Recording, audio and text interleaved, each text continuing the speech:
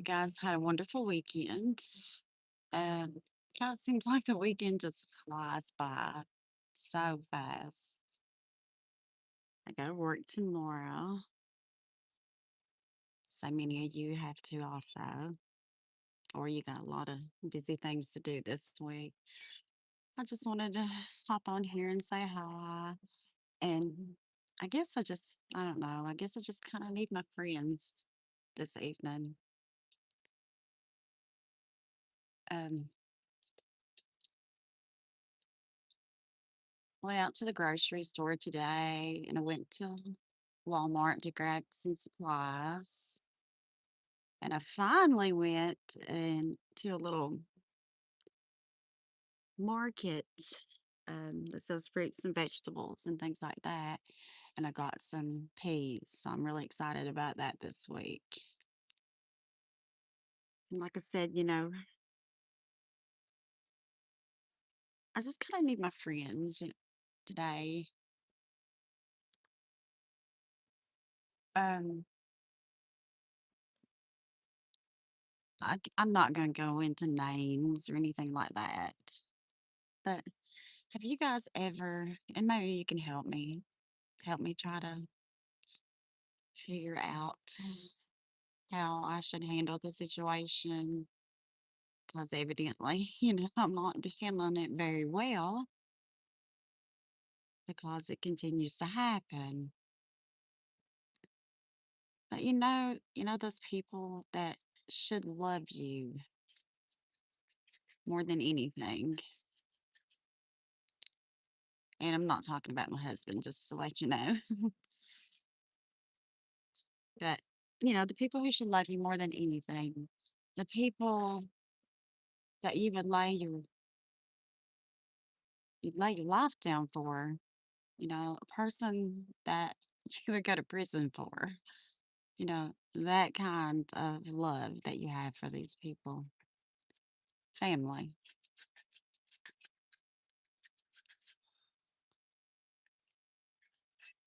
Have you have you ever had somebody, like that in your life and you don't feel like they feel the same way about you?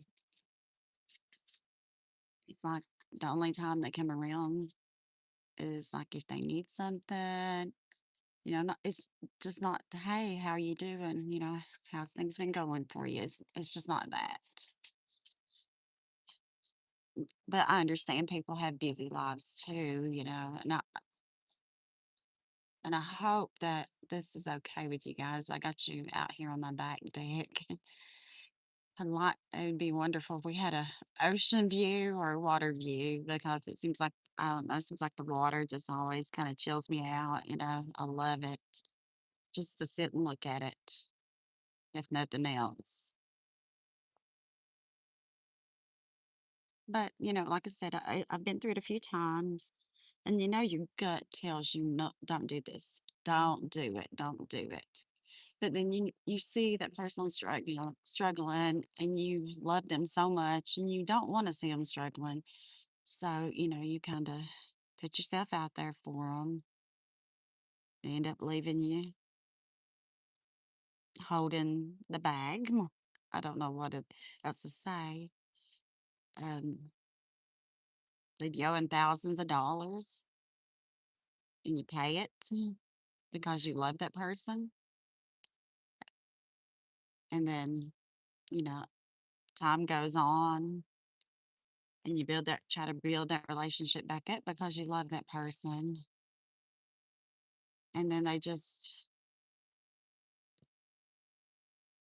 do you that way again, even though other people who love you has warned you that this person needs your help, that they're struggling.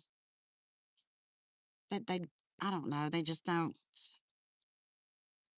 see what you do for them, how you put yourself out there. I guess that's what I'm saying. And then they have other people in their lives who it's really hard because, we're not saying their names or trying to say who it is or anything. Um, have other people in their lives who, just You don't do anything for them, are not there for them. You don't listen to those late night phone calls and things, and just don't, who's not there, for that person, trying to support them emotionally and, well, actually financially at times. And they just, I don't know. And it's like they treat the other person, the other people that, mm, who treat them that way, who's not there for them. It's like they treat them like they're just the greatest. But if you speak up and tell the truth and how you feel, because that person did you wrong once again, you're the bad guy. So I got some texts last night that just really hurt me, and I just I don't know exactly how to handle it. I know I'm gonna pray about it, and I like to ask you all to pray too. But it just really hurt me. It's like the person didn't appreciate anything that I did, even though financially sometimes it was really hard on me to do the things for them that I did. But I did. I stepped out my comfort zone. And I did it because of, and not to brag or anything like that. It's just because I loved them and I didn't want to see that person struggling. So I guess that's the gist of it, what I've kind of been dealing with. And I hope I'm explaining it okay. But if you're in my situation, how would you do? If you love the person, you're always going to love this person, for the rest of your life, regardless. But there comes a point, you know, when you can't keep letting the people who don't appreciate you keep doing you that way.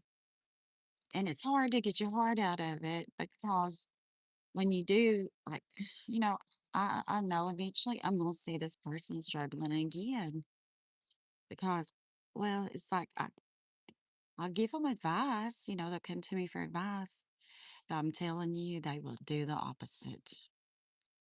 And just let me know, have you had people like that in your life? And how did you deal with it? And did it turn out okay?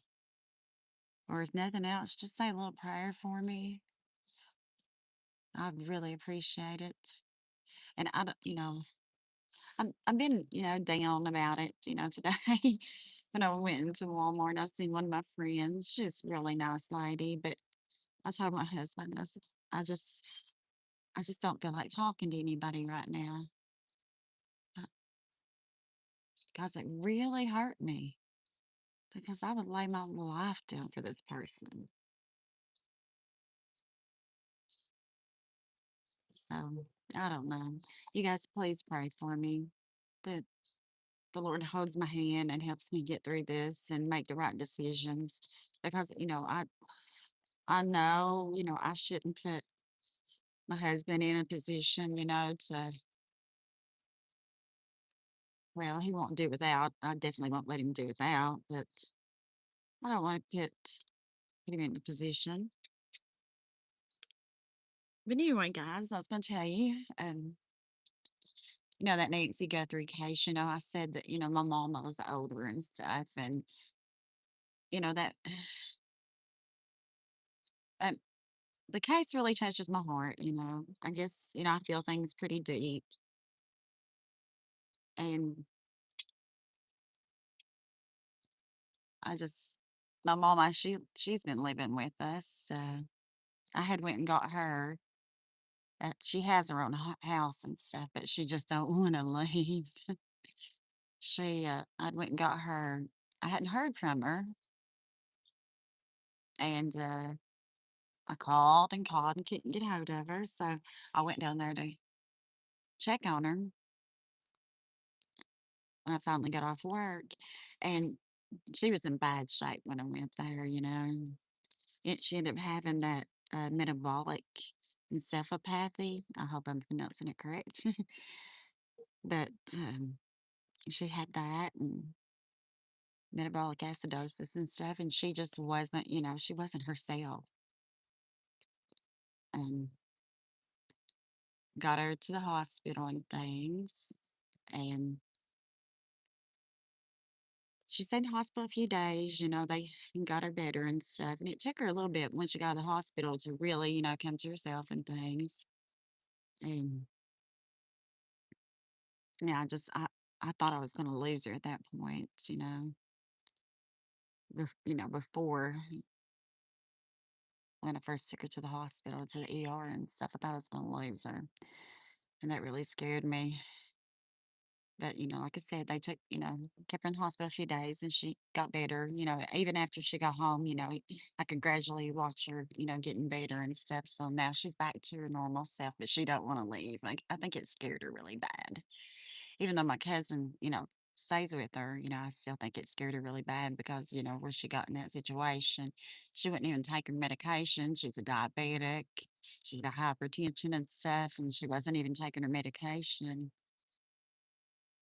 But when I seen her, I just knew she had to go to ER. I mean, it wasn't she wasn't herself. It's like she wasn't in the right mind, and that can do that to you, evidently. But like I said, the Nancy Guthrie case, that's really close to my heart. I just love older people. I do. I mean, I like to sit and listen to their stories and things. And I mean, you can learn a lot from them. You really can. I welcome. You really can. You can learn a whole lot from them if you really sit down and listen to them. But I haven't heard a whole lot about the Nancy Guthrie case, any kind of new developments or anything. I did hear, I don't know if it's true or not, but I did hear about Savannah, that maybe she hired a team of private investigators. I don't know if that's true or not. I hope so. I would like to see that case, be resolved. I'd love to see Nancy, come home. I'm not sure if that's going to be the case, but I we can keep praying for her. And I hope you guys enjoyed the little walk we did yesterday through town. It was my first, first live walking. So I, I just want to show you Whitesburg, show you our little small town. I like it here. I do. Um, I just really wanted to talk to you guys tonight and well this evening and see how you guys are doing.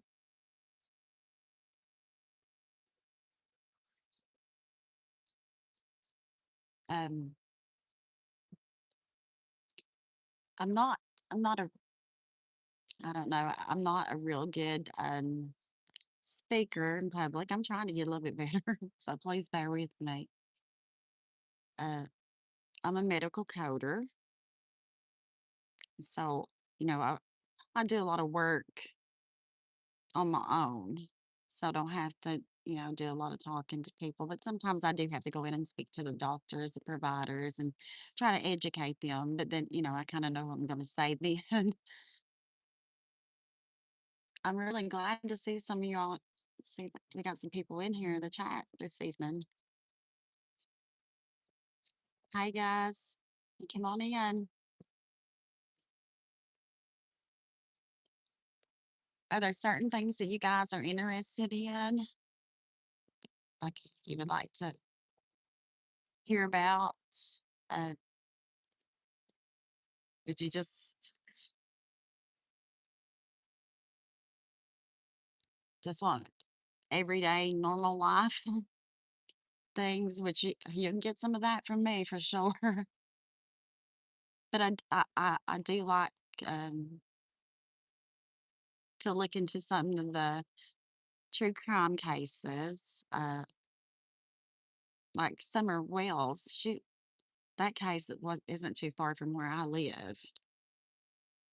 And I really hope that they end up finding Summer soon. And Sebastian Rogers, I've been trying to watch that case, trying to keep up to date on it. But as far as I know, there's not nothing really happening with those investigations. I mean, it's an open they're still investigating, but it's it's just, nothing going on with it. The last thing I heard about Summer was I think they must have had a tip and they did some checking around a certain area, but they didn't find anything as far as I know. Is that Crow Productions high? It's not Impact high.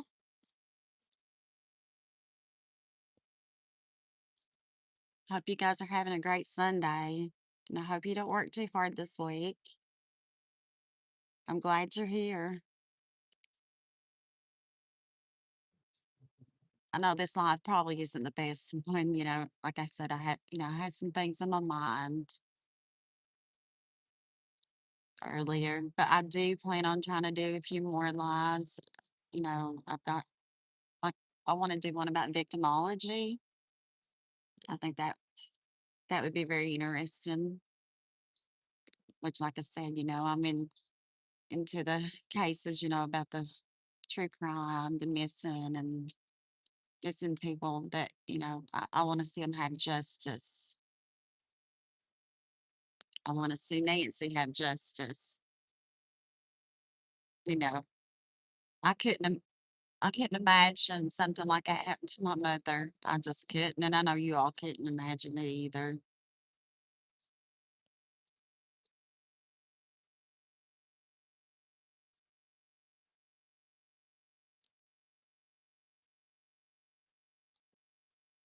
But if you guys have any suggestions, on the issue I was talking about earlier, how to deal with that situation. Like I said, I really love the person, but I know, I can't continue letting them hurt me and do me the way they've done me. I just don't understand it though. How I can love somebody so much and they just, I don't know. I just don't feel like they reciprocate it the way I just don't, you don't, just don't pick up the phone. Hey, how are you doing?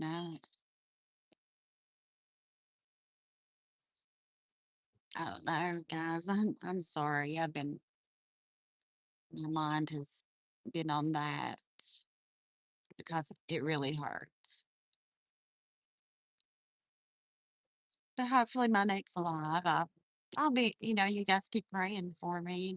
And I'll get through this. It's just, and hopefully, my next live, I'll be a little more cheerful.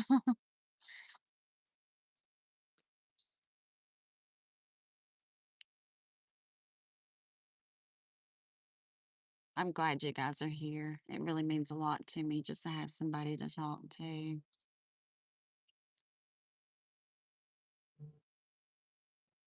And I'm sorry you have to look at the traffic.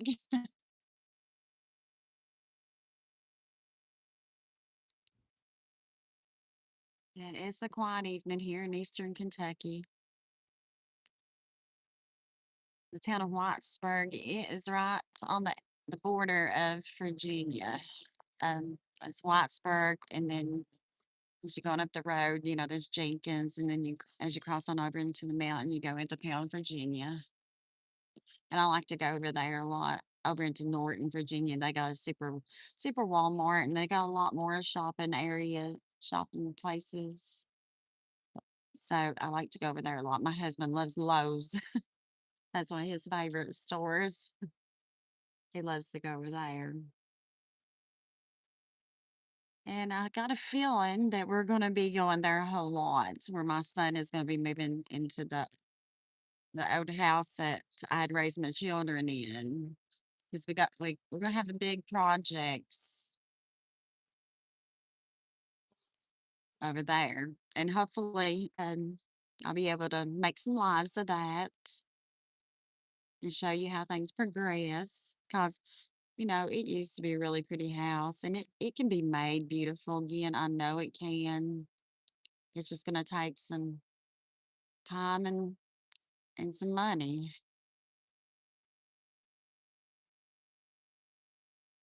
Oh, and I haven't told you guys. Let's see, when my oldest son, well, I think I put like a little short up about it, but my oldest son, this summer, he's going to be uh, a licensed LADC. And he had, see, now I went through a whole lot of things with him. He got his master's degree, and he's a provider now. He'll be, he's a temporary provider, but he's going to be licensed this summer in addiction services. And he's doing really well. I went through a whole lot of things when he was going through, you know, addiction. I remember many nights, laying down, trying to go to sleep, worrying about him, wondering if my son was going to be alive, when I woke up. And I thank God that he moved on the situation. And he's been clean now for years. He's got two children, and he's going to be a licensed alcohol and drug counselor. And, to see him now just makes me so proud how far he has come. And my youngest son, he's never dreamed it, but he's following my footsteps. He's going into medical coding, and he plans on getting his a HEMA CCS also. That's what I am. I'm a certified coding specialist. I enjoy the work. Honestly, it's kind of like telling a story with the medical code. So what happened during that visit? If you just kind of want, a breakdown of it, you know. But that's what I told him. So I was training him when he first started. So I guess he's been there with us maybe 2 months. He's been going to college, for it and stuff. But yeah, he's doing really well. So I'm really proud of him. And my daughter, well, my daughters, I've got four grandchildren by her. Her oldest one is 14. And then she has a set of twins. And then she has her little boy. There's nothing like the grandbabies. I can tell you that. So I got six grandbabies. And I got my Maltese babies. They're a handful, but they're sweet as can be and loving. They get a little loud sometimes, especially when they all get excited. They get a little loud.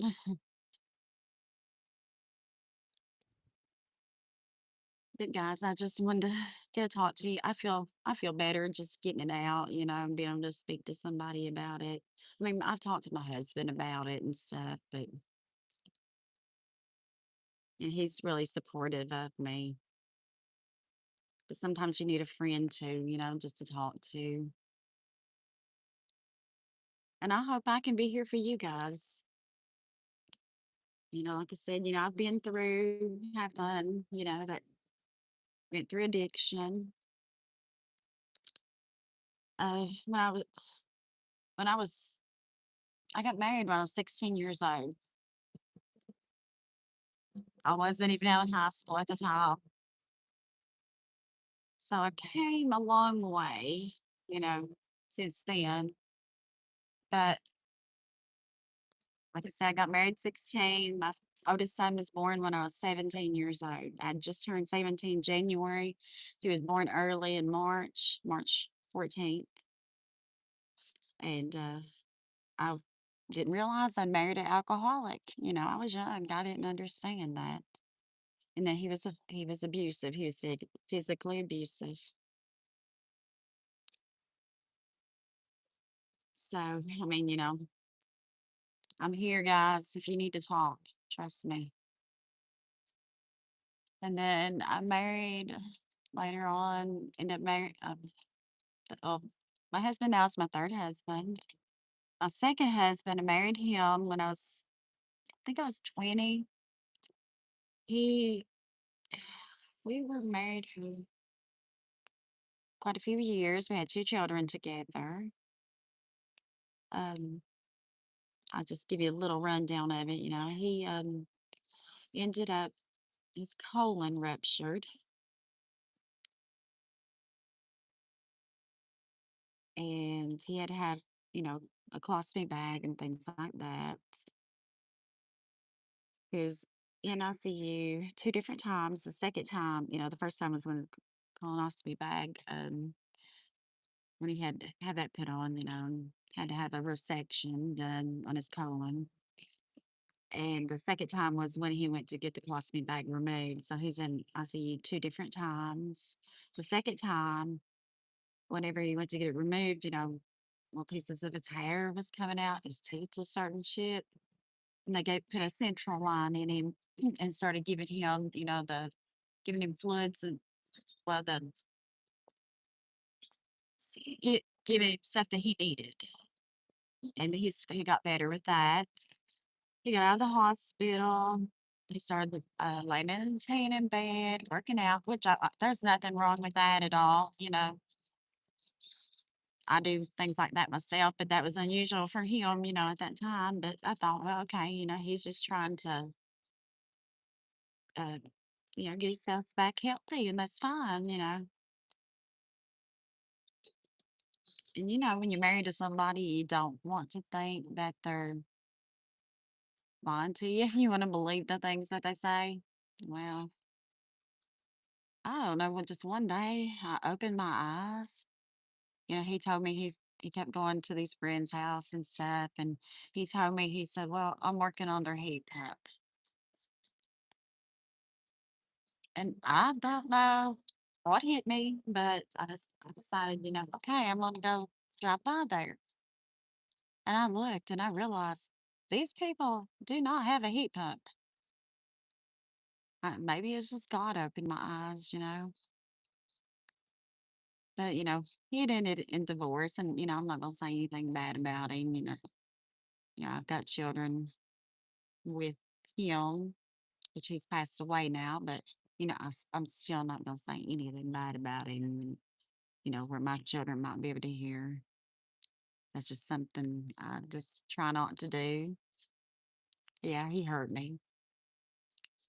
I gave him a lot of years of my life, but I've been through being cheated on.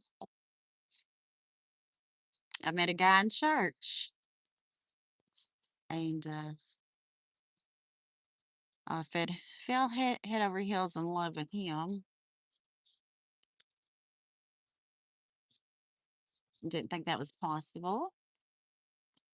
After what I'd been through, he cheated. And the girl he cheated with, she brags about it that she was the one who he cheated with. That's crazy. But I just, I guess after all that, I wasn't looking. I really wasn't when I found my husband. But, he has been a godsend. I don't think I really knew what it felt like to be loved.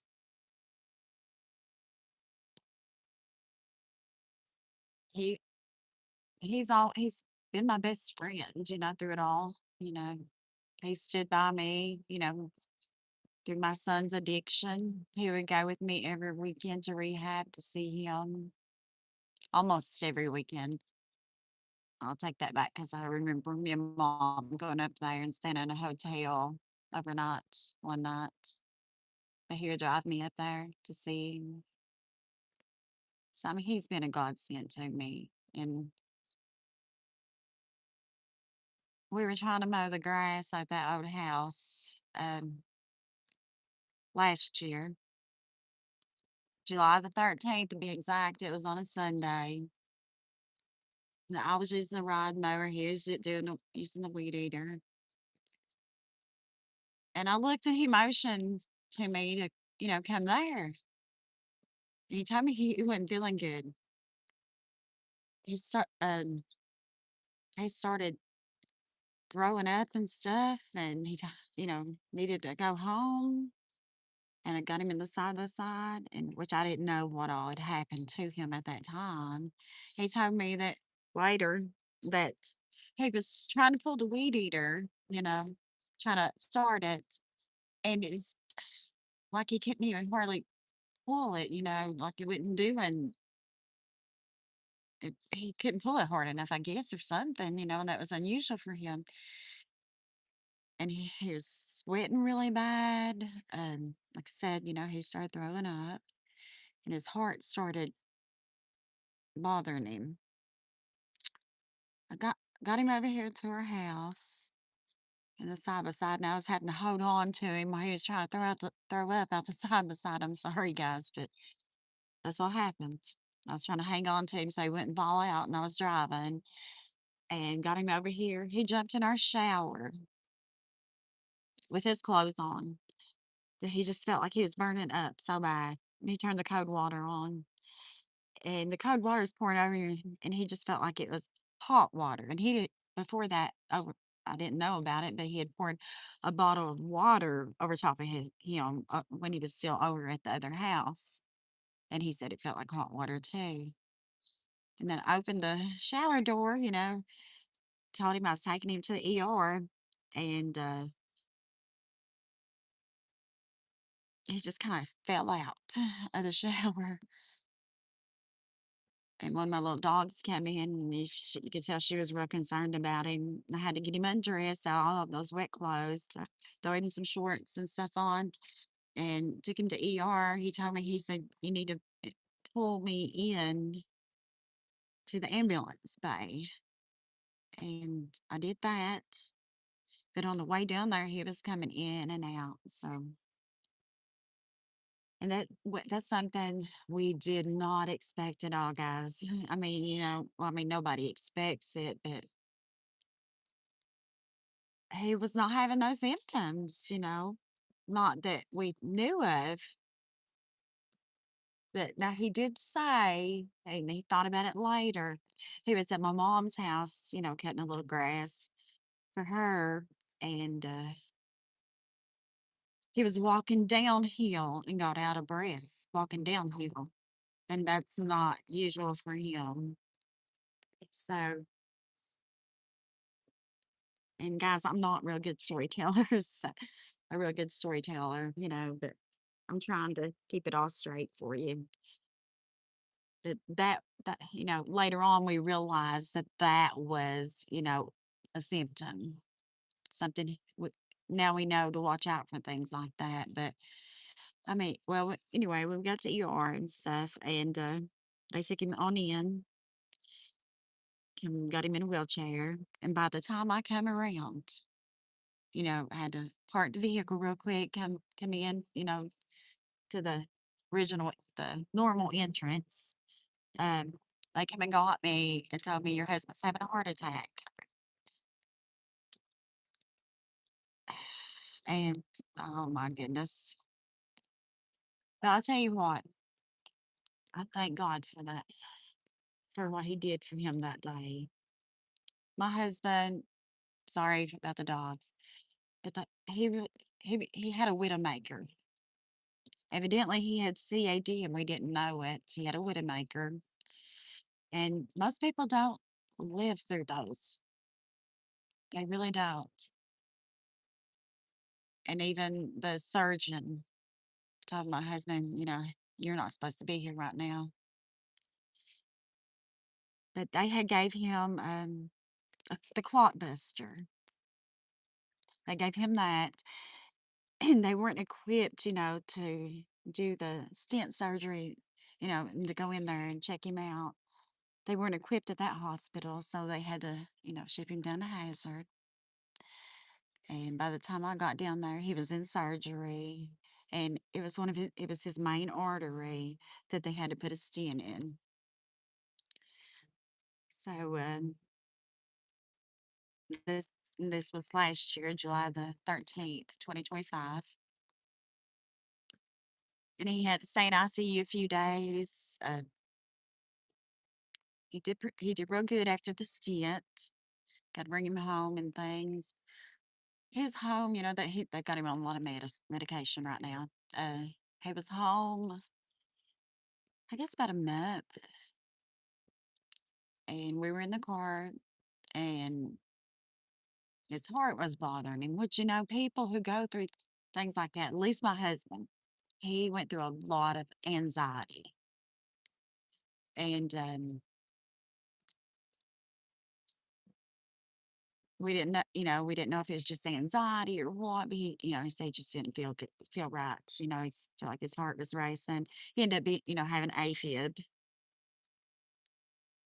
So went back to the ER and put him in the hospital again, and they got him on some medication and things. Hey guys, and I'm really glad you guys are here. They got him on the medication and everything, and he got out of the hospital a few days later. And he was still dealing, with anxiety, really bad anxiety, because he was afraid, he was afraid to be too far away from the hospital. He really was. And I finally talked him into getting on some anxiety medicine. And after that, that started helping him. But he'd still at nighttime, would still feel his heart racing. And he ended up going to another cardiologist. And they set him up with Dr. Jason. And Dr. Jason did ablation a couple weeks ago. And he's feeling really good from it. He's not really having many issues at all. He's had like a little bit of indigestion feeling, but Dr. Jason had told me that he'd take Rodney had to take some Carafate because the heat that he used in there, for the ablation and stuff, that um, that would cause some irritation, which has been over the time limit, because he was only supposed to take that for 2 weeks, but he's still feeling a little bit of like an indigestion or something there in his chest, but that's a whole lot better than AFib. And I really, I code a lot of cardiology, and I really feel for the people who go through that, and they do. I mean, if you know somebody who's went through a heart attack or AFib, anything like that, and they deal with anxiety, um, it's real. It is. It's real. Because my husband, he never was, the type, to have the anxiety. Hi, banana bread. Let's say, hi, Nate. Is it? I'm sorry, I don't have my glasses on. Uh, Hey, everybody.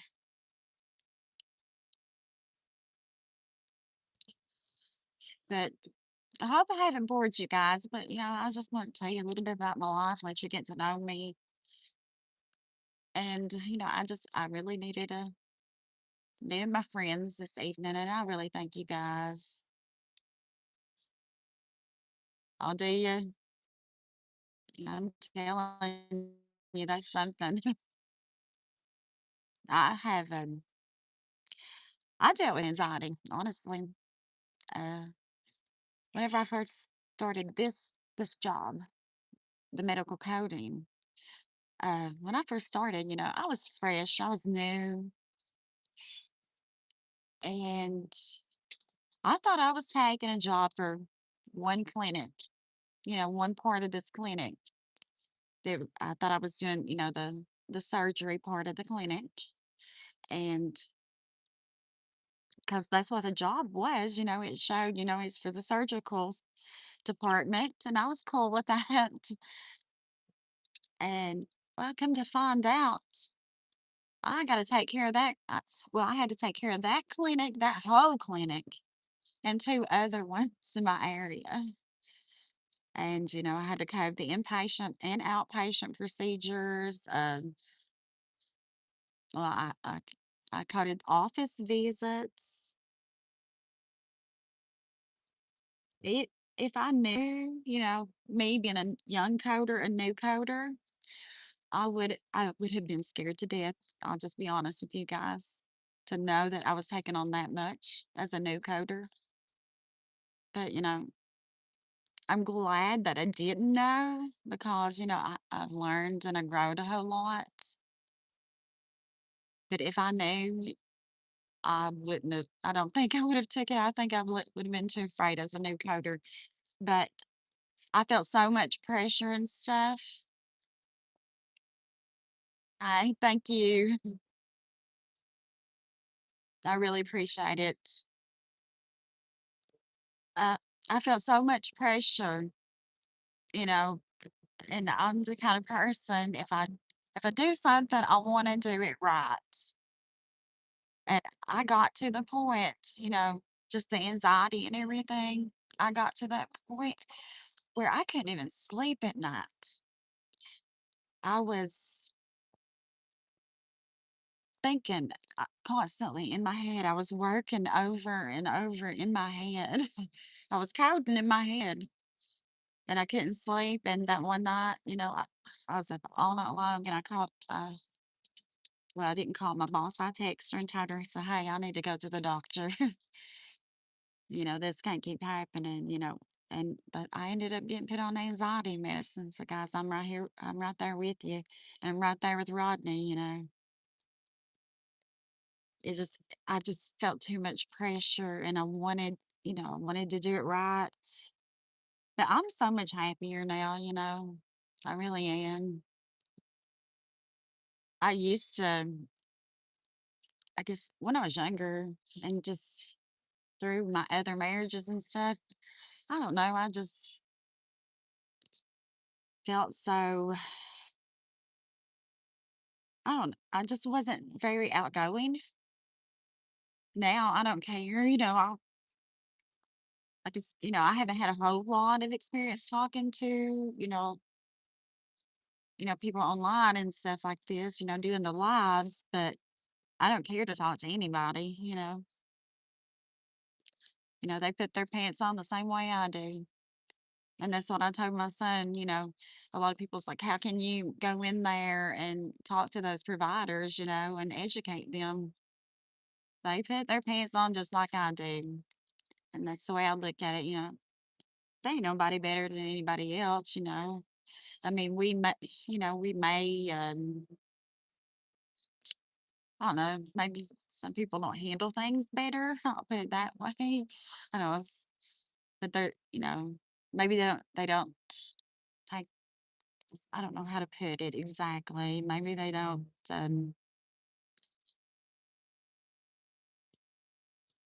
take advantage of the opportunities that God's given them. I'll put it that way.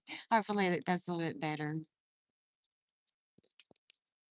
But I just don't, honestly, I don't think anybody's better than anybody. They just deal with life different. And, some people go down the wrong path that maybe they shouldn't be going down. But, guys, I have really enjoyed this evening and I feel so much better getting to have you all here. I appreciate your friendship. I really do. And, guys, I'll try to, get us some more lives going. And I hope you don't mind this scene and maybe Maybe I can take you guys on a I love to shop. Maybe y'all can help me pick some things out. Maybe we can go to the lake together. I've got a lot of ideas. If you guys have any ideas of what you'd like to do or, what you'd like the lives to be about, if it's something I possibly can do, I will. Thank you. I really appreciate it. I love you guys. I love you all for being here with me and being my friend.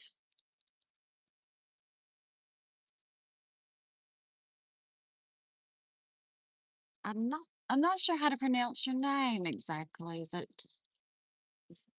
Mathella? Torres? I'm sorry if I'm not pronouncing it right. I'll find out how to pronounce it though for sure. I will. And I really appreciate you. I do. Thank you for being here with me. And like I said, guys, I really do. I appreciate it. Um, I feel so much better getting to talk to you all. I really do. Thank you all. And I have got into, I was going to tell you, I don't know if I mentioned it earlier. I've got into have you guys have probably already watched it, but I've just recently got into it. The Blacklist. Yeah, I've been watching that. I like it really well. Um, also, well, I love Yellowstone. I like Y Marshalls. I finished this season of that. I really enjoyed that. And I like to watch Love Island. I'm pretty versatile in things I like. I like different kinds of music. I like different kinds of shows. And I'm watching Dutton Ranch right now. I like that. I just like to kind of get to know you guys. Let me know, what you all like. I'm pretty versatile. I like a lot of stuff, a lot of different things. I love country music. I love gospel. So I like Southern gospel really well too.